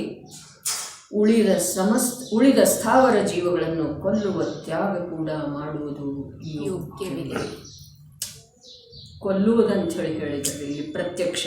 ಯಾಕೆ ಅಂತಂದ್ರೆ ಅವುಗಳಿಗೆ ಬಾಧೆ ತಗಲಿಸದೇ ಜೀವನ ಸಾಧ್ಯ ಇಲ್ಲ. ಆದ್ರೆ ಕೊಲ್ಲುವ ಮಾತು ಹೇಳ್ರಿ, ಸಾಯಿಸುವ ಮಾತು ಹೇಳ್ರಿ. ಸಾಯಿಸುವ ಮಾತು, ಅಗ್ನಿ ಉರಿಸೋದು ಯಾವ ಹಿಂದಿನ ವಾರ ಏನು ಚರ್ಚೆ ಆಗಿತ್ತು. ಮೊದಲಿನ ಜನರ ಅಗ್ನಿ ಹೇಗೆ ನಂದಿಸ್ತಿದ್ರು, ತಮ್ಮದ ಕಾರ್ಯ ಆದ ನಂತರ ಆ ಅಗ್ನಿದ್ದು ಏನು ಮಾಡ್ತಿದ್ರು, ಅದರ ಮೇಲೆ ನೀರು ಹಾಕ್ತಿದ್ದರು ಇಲ್ಲ, ಅದರ ಮೇಲೆ ಪಾತ್ರೆ ಹಂಸದ ತವೆ ಡಬ್ಬ ಹಾಕ್ತಿದ್ರು. ಇದೇನ್ರಿ ಇಂದ ನಮ್ಮಲ್ಲಿ ಏನಾದರೂ ವಿಚಾರ, ಅರೆ ನಾವು ಆಶೆನ ಬಿಡ್ತೇವಲ್ಲ, ಇಂದ ನಮಗೆ ಅನುಕೂಲ ಇದೆ ಅನ್ನೋ ಪ್ರತಿಕೂಲ ಇದೆ ರೀ, ಧರ್ಮಕ್ಕೆ ಅನುಕೂಲ ಇದೆ ಅನ್ನೋ ಪ್ರತಿಕೂಲ, ಈ ಶರೀರಕ್ಕೆ ಈ ಪರ್ಯಾಯಕ್ಕೆ ಅನುಕೂಲ ಇರಬಹುದು. ಧರ್ಮಕ್ಕೆ ಏನಿದೆ ರೀ ಅತ್ಯಂತ ಅನುಕೂಲ ಇದೆ ರೀ. ಎಷ್ಟು ಬಾರಿ ಹಸ್ತೇವೆ, ಎಷ್ಟು ಬಾರಿ ಅಗ್ನಿ ಕಾಯಕದ ಹಿಂಸೆ ಆಗ್ತಿದೆ ರೀ ಪ್ರತ್ಯಕ್ಷ ಆರಿಸಿದ ನಂತರ. ಬಟ್ ಹಾಗಾದ್ರೆ ಹಾಗೆ ಉರಿಸೋದೇನ ಅಲ್ಲ, ಅದರದ್ದು ಜ್ಞಾನ ಇರೋದು ಅವಶ್ಯಕ ಇದೆ ರೀ. ವಿತಂಡವಾದ ಇರುವುದಿಲ್ಲ, ಅದರದ್ದು ಜ್ಞಾನ ಇರೋದು ಅವಶ್ಯಕ ಇದೆ. ಎಂಥದ್ದು ನನ್ನ ಜೀವನ, ಏನು ನಡೆದಿದೆ ನನ್ನ ಜೀವನ, ನಾನು ಮನುಷ್ಯನ್ನಿಸಿಕೊಳ್ಳಿಕ್ಕೆ ಎಷ್ಟು ಯೋಗ್ಯ ಇದ್ದೇನೆ. ಬುದ್ಧಿಜೀವಿ ಅಂತಾರೆ. ಬುದ್ಧಿಜೀವಿ, ಬುದ್ಧಿಯ ಅರ್ಥ ಏನ್ರಿ? ಬುದ್ಧಿ ಅಂದ್ರೆ ಇನ್ನೊಂದು ಜೀವದ ಲೆಕ್ಕನ ಗಣನೆಗೆನ ತಂದುಕೊಳ್ಳೋದು, ತನ್ನಷ್ಟಕ್ಕೆ ತಾ ಸುಖಿ ಆಗೋದು, ಇದು ಬುದ್ಧಿ ಅಲ್ಲ. ಬುದ್ಧಿ ಅರ್ಥಾತ್ ತನ್ನ ಹಾಗೇನ ಇತರ ಜೀವಗಳು ಕೂಡ ಸುಖವನ್ನು ಬಯಸ್ತವೆ, ಇತರ ಜೀವಕ್ಕೆ ಬಾಧೆಯ ಆಗದೇ ಇರುವಂತೆ ತನ್ನ ಜೀವನ ಮಾಡೋದ, ಇದು ಬುದ್ಧಿ. ಬುದ್ಧಿ ವಿವೇಕ ಎಲ್ಲ ಪ್ರಾಣಿ ಮಾತ್ರದಲ್ಲಿ ಬುದ್ಧಿಜೀವಿ ಅಂತ ಹೇಳಿ ಲೌಕಿಕದೊಳಗೆ ಹೇಳ್ತಾರೆ. ನಮ್ಮಲ್ಲೇ ಏನು ಬರ್ತಿದೆ? ಜ್ಞಾನೇ ಹಿತೇಶು ಅಧಿಕೋ ನರಾಣಾಂ ಜ್ಞಾನೇನ ಹೀನ ಪಶುಭಿ ಸಮಾನ. ಜ್ಞಾನೇ ಹಿತೇಶು, ಹಿತ ಯಾರ್ದ? ತನ್ನದ ಮತ್ತು ಸಮಸ್ತ ಜೀವನಗಳದ. ಹಿತೋಪದೇಶ ಯಾರಿಗೆ ಹೇಳಿದರು? ಸ್ವಪರ ಪ್ರಕಾಶಕ್ಕೆ ಏನು ಮಾಡ್ತಿದೆ? ಆತ್ಮನ ಸ್ವಭಾವ ರೂಪ ಯಾವ ಜ್ಞಾನ ಇದೆ, ಅದು ಸ್ವಪರ ಪ್ರಕಾಶಕ ಜ್ಞಾನ ಏನು ಮಾಡ್ತಿದ್ದೀರಿ? ಏನು ಮಾಡ್ತಿದ್ದೀರಿ? ಪ್ರತಿಯೊಂದು ಪದಾರ್ಥದ ಸ್ವತಂತ್ರ ಸಾರ್ವಭೌಮತೆಯನ್ನು ಒಪ್ಪಿಕೊಳ್ಳುತ್ತಿದ್ದೀರಿ. ನಾವು ಒಪ್ಪಿಕೊಳ್ಳುವುದೇ ಇಲ್ರಿ. ಮೊದಲ ಒಪ್ಪಿಕೊಳ್ಳದೇ ಇರುವುದೇ ಮಿಥ್ಯಾತ್ವ ಇದೆರಿ. ಪ್ರತಿಯೊಂದು ಜಡಚೇತನ ಪದಾರ್ಥದ ಸ್ವತಂತ್ರ ಸಾರ್ವಭೌಮತೆಯನ್ನ ಜೀವಿಸುವ ಅಧಿಕಾರ ಇದೆ, ಇರುವ ಅಧಿಕಾರ ಇದೆ. ಆ ಅಧಿಕಾರವನ್ನು ಅದು ತನ್ನ ಹತ್ರ ಇಟ್ಕೊಂಡಿದೆ, ನಮಗೆ ವಹಿಸಿಕೊಟ್ಟಿಲ್ರಿ. ನಾ ಹಾಗೆ ಮಾಡ್ತೇನೆ, ನಾ ಹೀಗೆ ಮಾಡ್ತೇನೆ, ಅದೆಲ್ಲ ನಿನ್ನ ಕಲ್ಪನೆಯೊಳಗೆ, ನಿನ್ನ ಭ್ರಾಂತಿಯೊಳಗೆ, ಮತ್ತು ಆ ಭ್ರಾಂತಿಯಿಂದ ನೀನು ಸ್ವಯಂ ಚತುರ್ಗತಿಗಳಲ್ಲೇ ಪರಿಭ್ರಮಣ ಮಾಡಬೇಕು. ಆ ಭ್ರಾಂತಿಯಿಂದ ಆ ಪದಾರ್ಥಕ್ಕೇನೂ ಆಗೋದಿಲ್ಲರಿ, ಜಡ ಪದಾರ್ಥಕ್ಕೇನೂ ಆಗೋದಿಲ್ಲ. ಆದ್ರೆ ಆ ಭ್ರಾಂತಿ ಮೂಲ ಪ್ರವೃತ್ತಿ ಇದೆಯಲ್ಲ, ಮನ ವಚನ ಕಾಯದ್ದ. ನೋಡ್ರಿ, ಮೊನ್ನೆ ಮಾತು ಬಂದದ್ದಿತ್ತು, ಅದರದ್ದು ಇನ್ನೊಂಚೂರು ಮುಂದೆ ಹೋಗೋದಾದ ಅಲ್ಲೇ ಉಳಿತು. ತತ್ವಾರ್ಥ ಸೂತ್ರದೊಳಗೆ 5 ಬಂಧದ ಕಾರಣ ಹೇಳಿದ್ದಾರೆ. ಸಮಯ ಸಾರದಲ್ಲಿ 4 ಸಾಮಾನ್ಯ ಪ್ರತ್ಯಯ ಅಂತ ಹೇಳಿದ್ದಾರೆ. ಅವಕ್ಕೆ ಶಬ್ದ ಸಾಮಾನ್ಯ ಪ್ರತ್ಯಯ ಅವು 2 ಪ್ರಕಾರ ಅಂತ ಹೇಳಿ ಮೊದಲು ಹೇಳಿದ್ರು. ಮಿಥ್ಯಾತ್ವ, ಜಡ ಮಿಥ್ಯಾತ್ವ ಮತ್ತು ಚೈತನ್ಯ ರೂಪ ಮಿಥ್ಯಾತ್ವ. ಕ್ರೋಧಾದಿಗಳು ಕೂಡ ಜಡ ರೂಪ, ಚೈತನ್ಯ ರೂಪ. ಇದು ಹೇಳಿದ ನಂತರ 4 ಸಾಮಾನ್ಯ ಪ್ರತ್ಯಯ ಹೇಳಿದರಲ್ಲ, ಮಿಥ್ಯಾತ್ವ, ಅವಿರತಿ, ಕಷಾಯ, ಯೋಗ. ಪ್ರಮಾದ ಇಲ್ಲ ಅಲ್ಲಿ. ಮಿಥ್ಯಾತ್ವ, ಅವಿರತಿ, ಕಷಾಯ, ಯೋಗ. ಮತ್ತು ಅವುಗಳದ್ದನ ಅವುಗಳದ್ದರೆ 4 ವಿಜಯನ 1ನೇ ಗುಣಸ್ಥಾನದಿಂದ ಹಿಡಿದ 13ನೇ ಗುಣಸ್ಥಾನದ ಚರಮ ಸೀಮೆಯವರೆಗೆ 13 ಭೇದ ಹೇಳಿದ್ದಾರೆ. ಬಹಳ ಅದ್ಭುತ ಮಾತಿದೆ ರೀ ಸಮಯ ಸಾರ ಪರಮಾತ್ಮ. 13ನೇ ಗುಣಸ್ಥಾನದ ಅಂತಿಮ ಚರಮ ಸಮಯದವರೆಗೆ ಅಲ್ಲಿ ಇರ್ಯಾಪಥಾಶ್ರಮ ಇದೇನಿಲ್ರಿ, ಮತ್ತು 14ನೇ ಗುಣಸ್ಥಾನದೊಳಗೆ ಆಶ್ರಮ ಇದೇನ್ರಿ? ಇಲ್ಲ. ಯೋಗ ಎಲ್ಲಿದ್ದೀರಿ? ಅಯೋಗಿದ್ದೀರಿ. ಅಯೋಗ ಕೇವಲ 14ನೇ ಗುಣಸ್ಥಾನ. 13ನೇ ಗುಣಸ್ಥಾನ ಅರ್ಹಂತ ಪರಮಾತ್ಮ. ಅಲ್ಲಿಯೂ ಇದೆ ಏನು? ಸಾಮಾನ್ಯ ಪ್ರತ್ಯಯ ಅರ್ಥಾತ್ ಯೋಗ ಇದೆ, ಈರ್ಯಾಪಥ ಆಶ್ರಮ ಇದೆ. ನಾವು ಏನೇನು ಮಾಡಬೇಕಾಗ್ತಿದೆ, ಎಷ್ಟೆಷ್ಟು ಪ್ರಮಾದಿ ಇರಬೇಕಾಗ್ತಿದೆ, ಎಷ್ಟೆಷ್ಟು ಸಾವಧಾನ ಇರಬೇಕಾಗ್ತಿದೆ. ನಮ್ಮ ಜ್ಞಾನದೊಳಗ ವಿಶ್ವದ ಸ್ವರೂಪ, ನನ್ನ ಪರಿಣಾಮದ ಸ್ವರೂಪ, ನನ್ನ ಪ್ರವೃತ್ತಿಯ ಸ್ವರೂಪ, ಮನವಚನ ಕಾಯ ಪುದ್ಗಲಜನ್ಯ ಇದಾವೆ, ಪುದ್ಗಲ ನಿರ್ಮಿತ ಇದಾವೆ. ಈ ಮಾತು ವಸ್ತು ಅಪೇಕ್ಷಾದಿಂದ ಸತ್ಯ ಇದ್ರೂ ಕೂಡ ಮನ ವಚನ ಕಾಯ ಇವೇ ಆಶ್ರವದ ದ್ವಾರದವರಲ್ಲ. ಆಶ್ರವಾಧಿಕಾರದ ಮೊದಲನೇ ಸೂತ್ರ ಏನು ಹೇಳ್ತಾರೆ? ಕಾಯವಾಂಗ್ಮನ ಯೋಗ ಸ ಆಶ್ರವ. ಆಶ್ರವಾಧಿಕಾರದ ಮೊದಲನೇ ಸೂತ್ರ. ಆಶ್ರವಕ್ಕೆ 2 ಅಧಿಕಾರ ಹೇಳಿದಾರೆ ಉಮಾಸ್ವಾಮಿ ಆಚಾರ್ಯರ. ಇಲ್ಲಿವ್ರೇನು ಹೇಳ್ತಾ ಇದ್ದಾರೆ? ಉಳಿದ ಸ್ಥಾವರ ಅಲ್ಪ ಏಕೇಂದ್ರಿಯ ಘಾತದ ಹೊರತಾಗಿ ಉಳಿದ ಸ್ಥಾವರ ಜೀವಗಳನ್ನು ಕೊಲ್ಲುವ ತ್ಯಾಗ ಕೂಡ ಮಾಡುವುದು ಯೋಗ್ಯವಿದೆ. ತ್ಯಾಗ ಮಾಡೋದು ಯೋಗ್ಯ ಇದೆ, ತ್ಯಾಗ ಮಾಡೋದು ಯೋಗ್ಯನೇ ಇದೆ. ಯಾಕೆ ಅಂತಂದ್ರೆ ಆ ಜೀವಗಳಂತ ಹತ್ಯೆ, ನಿರ್ಮಮ ಹತ್ಯೆ ಇದೆಯಲ್ಲ, ಅದು ಈ ಸ್ವಯಂ ತನ್ನ ಜೀವದ ಸಲುವಾಗಿ ಘೋರ ಅಪರಾಧ ಇದೆ. ಘೋರ ವ್ಯವಹಾರದ ದೃಷ್ಟಿಯಿಂದಲ್ಲ, ವಾಸ್ತವದ ದೃಷ್ಟಿಯಿಂದ ಅಂಥೇಳಿ ಚರಣಾನುಯೋಗದ್ದು ಕೂಡ ಕಥನ ನಮಗೆ ನಿಜವಾಗಿ ತಿಳಿದು ಬರುವುದ ಕಠಿಣ ಇದೆ. ಅದರ ಸಲುವಾಗಿ ಸಪ್ತ ತತ್ವದ, 6 ದ್ರವ್ಯದ, 4 ಅಭಾವದ, ಸ್ವಭಾವ ವಿಭಾವ ಪರ್ಯಾಯದ ನಮಗೆ ಸಾಮಾನ್ಯ ಭೂಮಿಕಾ ರೂಪದಿಂದ ಅಭ್ಯಾಸ ಬೇಕದ. ಅಂದ್ರೆ ಚರಣಾನುಯೋಗ ಕೂಡ ತಿಳಿದು ಬರೋದ ಸಾಧ್ಯ ಇದೆ. ಚರಣಾನುಯೋಗ ಕಣ್ಣಿಂದ ಏನು ನೋಡ್ತೇವಲ್ಲ, ಅದು ಆಚರಣೆ ಹೆಸರು ಚರಣಾನುಯೋಗ ಅಲ್ರಿ. ಪ್ರವಚನ ಸಾರದೊಳಗೆ ಚರಣಾನುಯೋಗ ಸೂಚಕ ಚೂಚೂರಿ ಅಲ್ಲೇನು ಹೇಳಿದ್ದಾರೆ? ಸಮ್ಯಕ್ ದರ್ಶನಾಧಿಕಾರ, ಸಮ್ಯಕ್ ಜ್ಞಾನಾಧಿಕಾರ, ಜ್ಞಾನ ತತ್ವ ಪ್ರಜ್ಞಾಪನ, ಜ್ಞೇಯ ತತ್ವ ಪ್ರಜ್ಞಾಪನ, ಆಮೇಲೆ ಚರಣಾನುಯೋಗ ಸೂಚಕ. ಅಲ್ಲೆಲ್ಲ ಕಾರ್ಯ ಮಾಡಿ ಇದು ಬರೆದಿದ್ದಾರೆ ಇವರ ಅಮೃತ ಚಂದ್ರಾಚಾರ್ಯ. ಅದಕ್ಕೆ ಇಲ್ಲಿ ಪ್ರಾರಂಭದೊಳಗೆ ಹೇಳ್ತೇನೆ, ಭಗವತ್ ಸ್ವರೂಪದ ಕುಂದಾಚಾರ್ಯರ ಪ್ರಾಭೃತ ತ್ರಯಗಳ ಮೇಲೆ ಭವ್ಯಜನೋಪಯೋಗಿ ಟೀಕೆಗಳ ರಚನೆ ಮಾಡಿದಂಥ ಆಚಾರ್ಯ ದೇವ್ ಇದರ ರಚನೆ. ಅದು ಭಾವಿದರೆ ಅದರೊಳಗೆ ತಿಳ್ಕೊಳ್ಬೇಕಾದದ್ದ. ಅರ್ಥಾತ್ ಅವು 3ರದ್ದು ನಾವು ಅರ್ಥ ಮಾಡ್ಕೊಂಡ ನಂತರ ಅವು 3ರ ಅಭ್ಯಾಸ ಅಧ್ಯಯನ ಆಗಿ ನಮಗೆ ವಿಷಯ ಆಕಲನ ಆದ ನಂತರ ಈ ಚರಣಾನುಯೋಗ ಇದೆ. ರತ್ನಕರಂಡ ಶ್ರಾವಕಾಚಾರ್ಯ ಯಾವಾಗ ಬಂತ ನಮ್ಮ ದಿಗಂಬರ ಸಂಸ್ಥೆ ಅಂದರೆ, ಪಂಚಪರಮಾಗಮಗಳು ಬಂದ ನಂತರ ಪರಮಾತ್ಮ ಪ್ರಕಾಶ, ಯೋಗಸಾರ, ಮೋಕ್ಷ ಮಾರ್ಗ ಪ್ರಕಾಶಕ, ಸಮಾಧಿ ತಂತ್ರ, ಇಷ್ಟೋಪದೇಶ ಇವೆಲ್ಲ ಬಂದ ನಂತರ ರತ್ನಕರಂಡ ಶ್ರಾವಕಾಚಾರ್ಯ. ಟೀಕೆ ಸಂಪನ್ನ ಯೋಗ್ಯ ವಿಷಯಾನಾಂ ಗ್ರಹಿಣಾಂ ಸ್ತೋಕ ಏಕೇಂದ್ರಿಯ, ಸ್ತೋಕ ಅಂದ್ರೆ ಅಲ್ಪ, ಸ್ತೋಕ ಏಕೇಂದ್ರಿಯ ಘಾತಾತ್ ಶೇಷ ಸ್ಥಾವರ ಮಾರಣ ವೀರಮಣಂ ಅಪಿ ಕರಣೀಯಂ ಭವತಿ. ನ್ಯಾಯಪೂರ್ವಕವಾಗಿ ಇಂದ್ರಿಯ ವಿಷಯಗಳನ್ನು ಸೇವನೆ ಮಾಡುವಂಥ ಶ್ರಾವಕರಿಗೆ, ಇಲ್ಲಿ ಶ್ರಾವಕ ಶಬ್ದ ಬಂತು.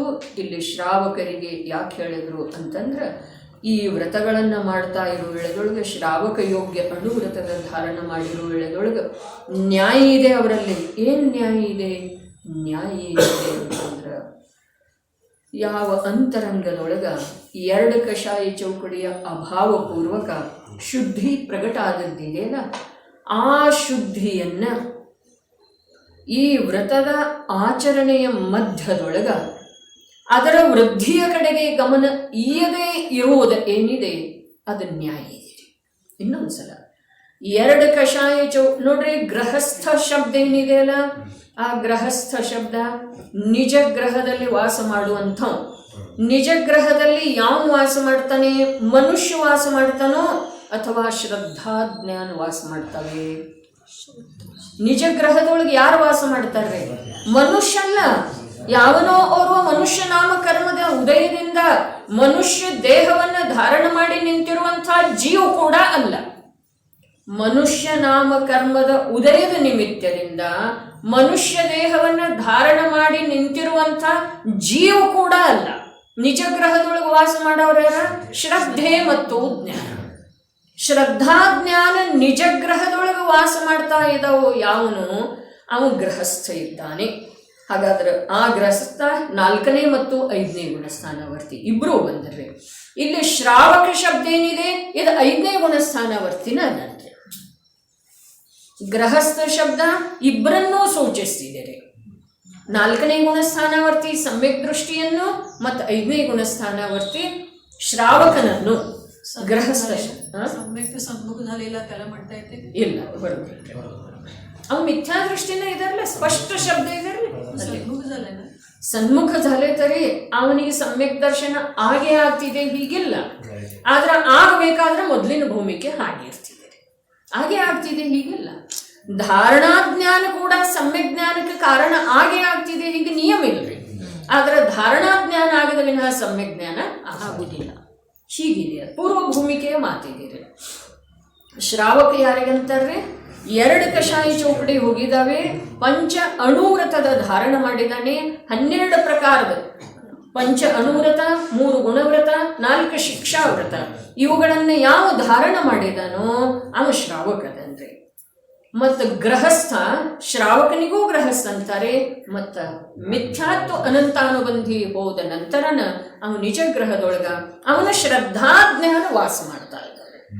ಇನ್ನು ಶ್ರಾವಕ ಅಂತಂದ್ರ 2 ಕಷಾಯಿ ಚೌಕಡಿ ಹೋಗಿದ್ದಾವೆ, ಪಂಚ ಅಣುವ್ರತ ಮೊದಲಾದ 12 ವ್ರತಗಳ ಧಾರಣೆ ಮಾಡಿದ್ದಾನೆ, ಪಾಲನ ಮಾಡ್ತಾ ಇದ್ದಾನೆ. ಅರ್ಥಾತ್ ಶ್ರಾವಕ ಅರ್ಥಾತ್ ನಿಜ ಗ್ರಹದೊಳಗ ಶ್ರದ್ಧಾ ಜ್ಞಾನ ನಿವಾಸ ಮಾಡಿದ ನಂತರ ಅದರ ಅನುಸಾರಣ ಅವನದ ಪರಿಣಾಮ ಕ್ರಿಯೆ ನಡೆದದ್ದಿದೆ ಅಂಥೇಳಿ ಅವನಿಗೆ ಶ್ರಾವಕನರು.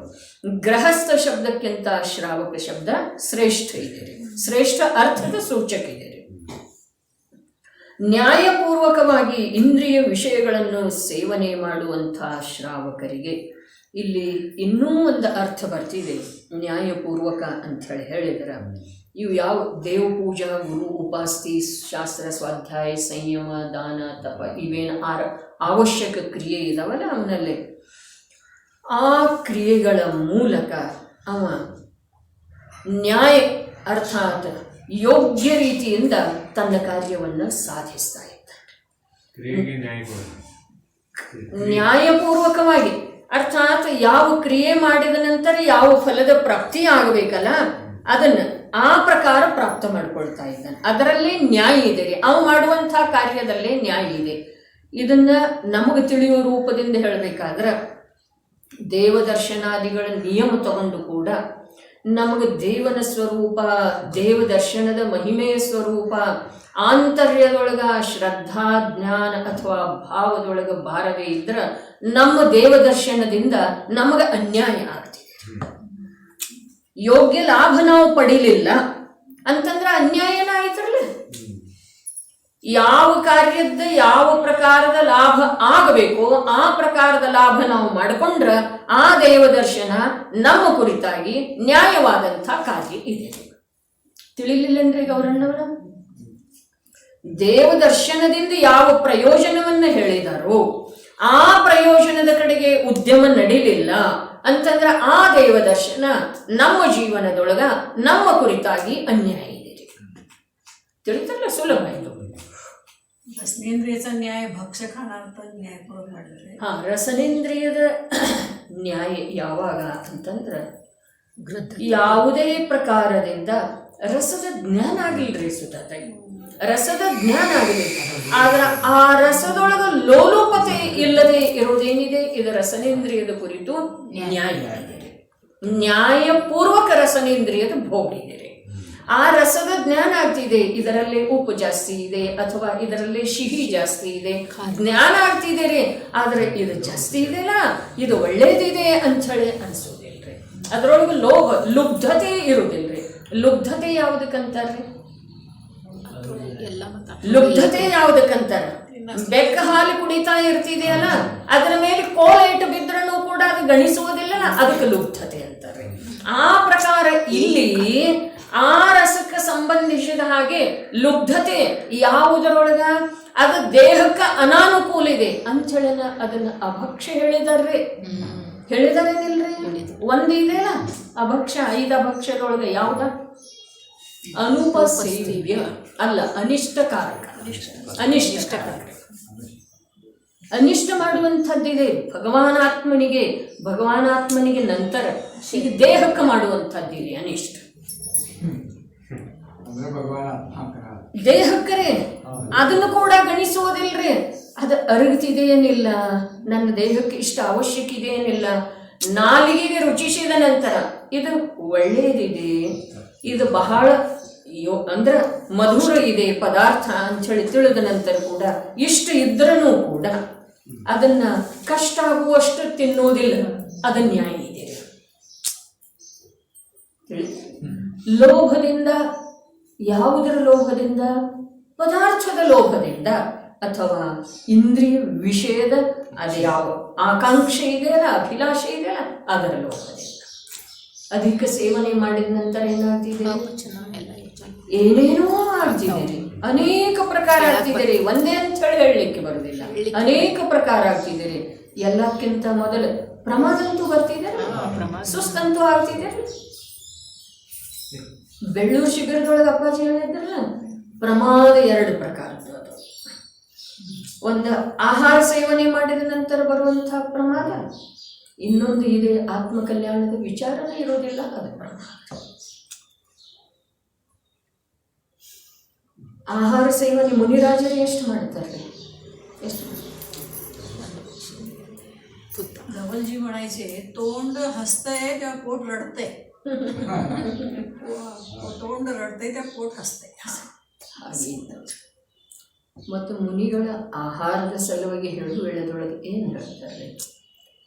ಇದು ನನ್ನ ಆರೋಗ್ಯಕ್ಕೆ ಅತ್ಯಂತ ಪ್ರತಿಕೂಲ ಇದೆ, ಇದು ಜ್ಞಾನದೊಳಗೆ ತಿಳಿದು ಬಂದ್ರೂ ಕೂಡ ಅದರ ಕುರಿತು ಅನಿಷ್ಟ ಬುದ್ಧಿ ಮಾಡುವುದಿಲ್ಲರಿ. ಅವರು ಕೈಯೊಳಗೆ ಬಂದದ್ದಕ್ಕೆ ಪಾಣಿಪಾತ್ರದೊಳಗೆ ಯೋಗ ಸಾರದೊಳಗೆ ಚಾರಿತ್ರ ಅಧಿಕಾರದೊಳಗೆ ಏನೇನು ಹೇಳಿದ್ದಾರೆ? ಯೋಗ ಸಾರ ಪ್ರಾಮುಖ್ಯತೆದೊಳಗೆ ತನಗೆ ಇಷ್ಟ ಇಲ್ಲ ಅಂಥೇಳಿ ಇನ್ನೊಬ್ಬರಿಗೆ ಕೊಡೋದ, ಇವೆಲ್ಲ ಯಾವ ಪ್ರಕಾರ ದೋಷ ಅದಾವನ್ನು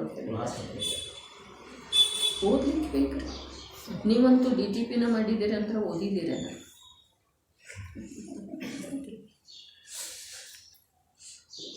ಅಂದ್ರೆ ಒಂದ್ಸಲ ತನ್ನ ಬುದ್ಧಿಯೊಳಗಿಂದ ಹಾಯ್ದು ಹೋಗಿದೆಯಲ್ಲ, ಅವೆಲ್ಲ ಅಧಿಕ ಓದಲಿಕ್ಕೆ ಮುನಿ ಸಲುವಾಗಿ ಹೇಳಿದರು.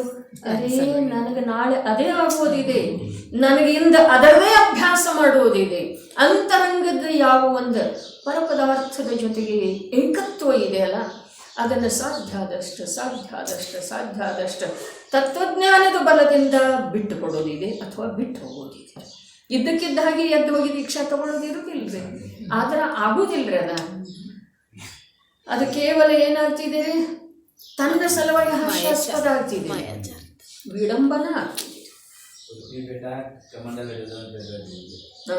ಕುರುಪಿ ಬಿಡೋದ, ಕಮಂಡಲ ಹಿಡಿಯೋದ.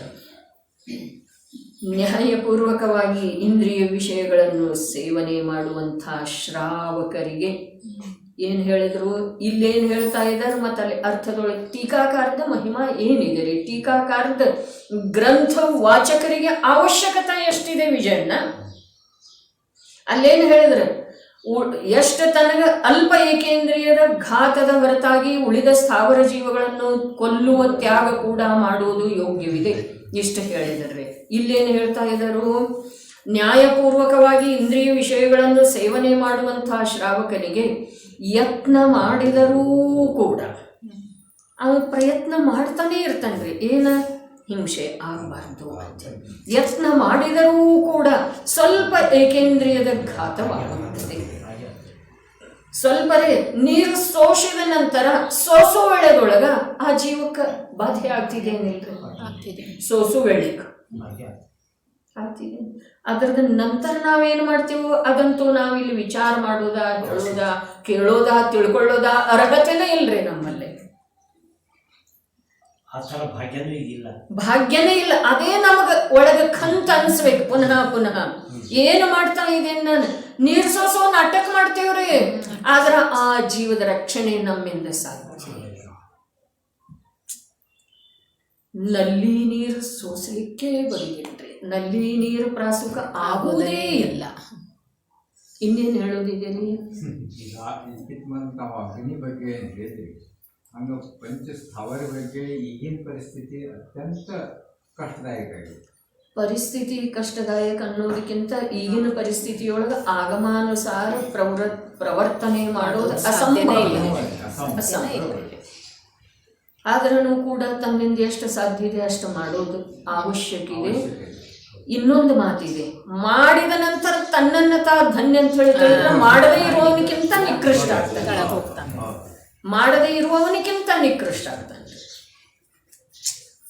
ನಾನೇನಾದರೂ ಮಾಡ್ತಾ ಇದ್ದೇನೆ, ಧರ್ಮ ಮಾಡ್ತಾ ಇದ್ದೇನೆ, ನಾನು ಯೋಗ್ಯ ಆಚರಣೆ ಮಾಡ್ತಾ ಇದ್ದೇನೆ, ಈ ಅಭಿಪ್ರಾಯ ಇದೆ.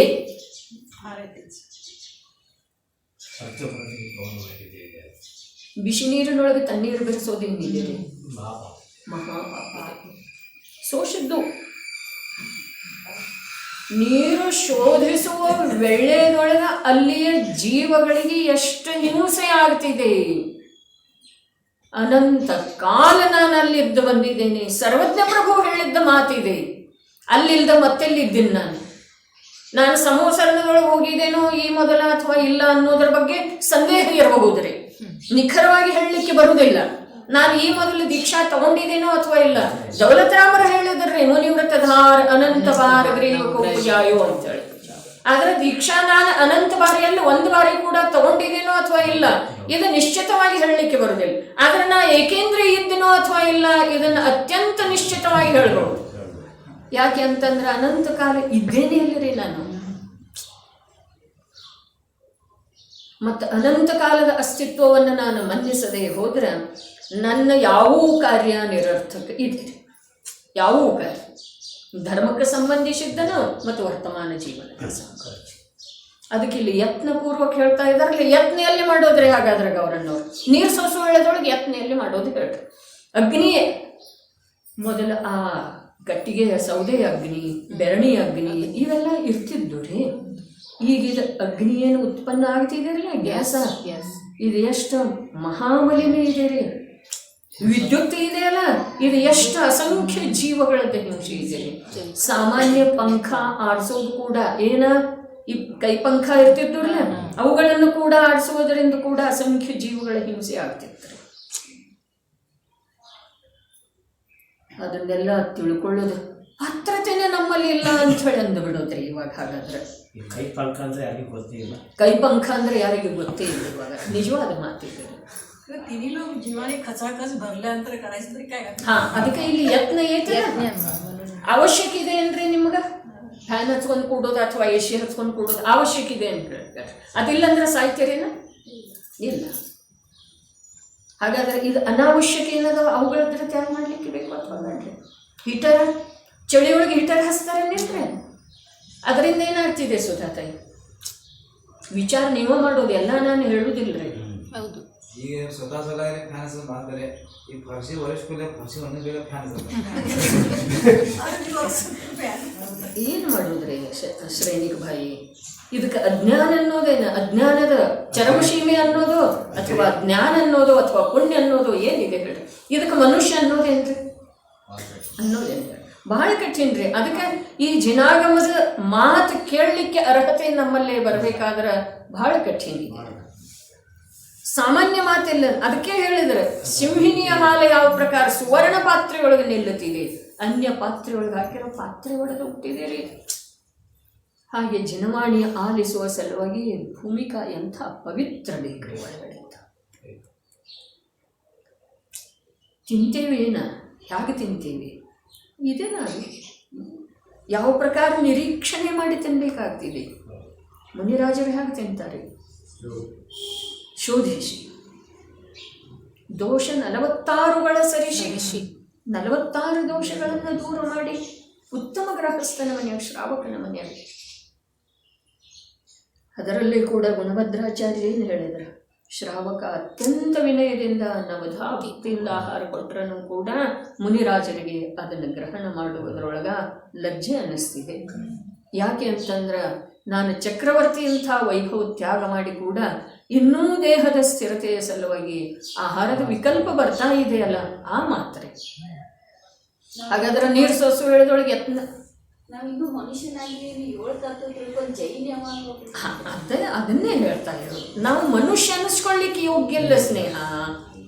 ಮನುಷ್ಯ ಆದ ನಂತರ ಜೈನ ಆದ ನಂತರ ತತ್ವದ ಅಭ್ಯಾಸಕ್ಕೆ ನಾವು ಮುಂದಿನ ಮೆಟ್ಲು ಇದೆ ಅದು ಇನ್ನೂ.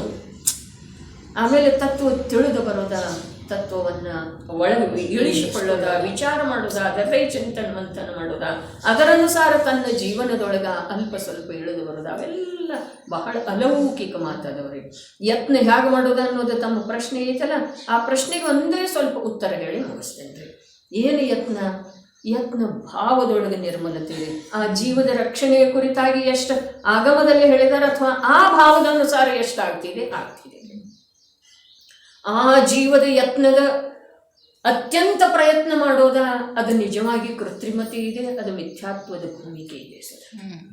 ಒಳಗಡೆ ಅಗ್ನಿ ಕಾಯಕ್ಕಿರಲಿ, ಜಲಕಾಯಕ್ಕಿರಲಿ, ವಾಯು ಕಾಯಕ್ಕಿರಲಿ, ಯಾವುದರದ ವಿರಾಧನೆ ಆಗ್ತಾ ಇದೆ, ಹಿಂಸೆ ಆಗ್ತಾ ಇದೆ, ನಡೀತಾ ಇದೆ, ನಾನು ಮಾಡ್ತಾ ಇದ್ದೇನೆ, ಆ ಮಾಡುವಂಥ ನನ್ನ ನಿಕೃಷ್ಟತೆಯನ್ನು ನಾನು ಗುರುತಿಸಿಕೊಳ್ಳೋದೇ ಯತ್ನ ಇದೆ.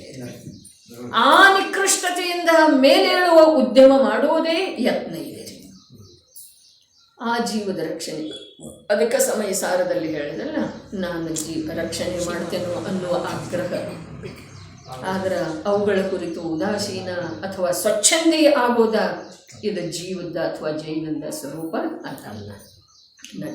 ನ್ಯಾಯಪೂರ್ವಕವಾಗಿ ಇಂದ್ರಿಯ ವಿಷಯಗಳನ್ನು ಸೇವನೆ ಮಾಡುವಂಥ ಶ್ರಾವಕರಿಗೆ ಯತ್ನ ಮಾಡಿದರೂ ಕೂಡ ಸ್ವಲ್ಪ ಏಕೇಂದ್ರಿಯದ ಘಾತವಾಗುತ್ತದೆ. ಅದಂತೂ ಆಗಲಿ ಅಂತಂದ್ರೆ ಇದರ ಅರ್ಥ ಏನ್ರಿ? ಹೊನೆದೋದ ಅರ್ಥ ಏನ? ಆಗಲಿ, ಅದಕ್ಕೇನು ಮಾಡ್ಲಿಕ್ಕೆ ಅವ ಯತ್ನಂತೂ ಮಾಡ್ತಾ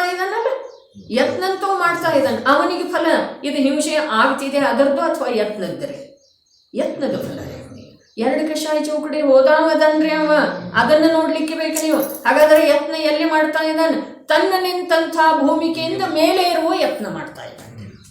ತಿಳಿದ್ರೆ ಆ ಕಾರ್ಯನ ಮಾಡುವಂಥ ಪ್ರಸಂಗ ಬರಬಾರದು ಅಂಥೇಳಿ ದೀಕ್ಷಾ ತಗೊಳ್ತಾರೆ. ಅರ್ಥಾತ್ ಶ್ರಾವಕನ ಜೀವನ ಮುನಿ ಜೀವನದ ಪ್ರತ್ಯಕ್ಷ ಅಭ್ಯಾಸ ಇದೆ, ಬೇರೆ ಏನೂ ಇಲ್ಲ. ಭೂಮಿಕತೆ ಅದಂತೂ ಆಗಲಿ, ಅರ್ಥಾತ್ ಅದರ ಕುರಿತು ಮತ್ತು ಪುನಃ ಅಕುಲ ವ್ಯಾಕುಲಮ ಆಗುವುದಿಲ್ಲ. ಆದರೆ ಉಳಿದ ಸ್ಥಾವರ ಜೀವಗಳನ್ನು ಕಾರಣವಿಲ್ಲದೆ ಹೊಡೆಯುವ ತ್ಯಾಗ ಕೂಡ ಅವರು ಮಾಡುವುದು ಯೋಗ್ಯವಿದೆ. ಕಾರಣವಿಲ್ಲದೆ, ಈಗ ಶ್ರೇಣಿಗೆ ಹೇಳಿದ್ರಲ್ಲ, ನೆಲವಣೆ ಕಾರಣ ಐತರಲ್ಲ ಅಲ್ಲಿ, ಹೌದೇನಿಲ್ಲ? ಪಶ್ಚಿಮ ಒಣಗಬೇಕು, ಕಾರಣ ಇದೆ. ಅದು ಕಾರಣ ಏನು ಹೇಳ್ರಿ? ಅಲ್ಲೇ ಭಾವಾರ್ಥ ಅಜ್ಞಾನ ರೀ, ಅನಾವಶ್ಯಕವೆಲ್ಲ ಕಾರಣನ ಅಲ್ಲದ ಅಜ್ಞಾನ. ಯೋಗ್ಯ ವಿಷಯಗಳ ಸೇವನೆ ಮಾಡುವ ಸಮಯದಲ್ಲಿ ಸಾವಧಾನತೆಯು ವರ್ತಿಸುತ್ತಿದ್ದರೂ ಕೂಡ ಸ್ಥಾವರದ ಹಿಂಸೆ ಆಗುತ್ತದೆ. ಅದಂತೂ ಆಗಿಯೇ ಆಗುತ್ತದೆ. ಇಲ್ಲಿ ಆಗಲಿ ಅನ್ಲಿಲ್ರಿ, ಭಾವಾರ್ಥ ಟೋಳರ ಮಲ್ಲರ, ಅದಂತೂ ಆಗಿಯೇ ಆಗುತ್ತದೆ. ಆದರೆ ಇತರ ಸ್ಥಾವರ ಜೀವಗಳ ಹಿಂಸೆ ಮಾಡುವ ತ್ಯಾಗವನ್ನಂತೂ ಮಾಡಬೇಕಾಗುವುದು. ನೋಡೋಣ ಏನು ಮಾಡ್ತೀವಿ.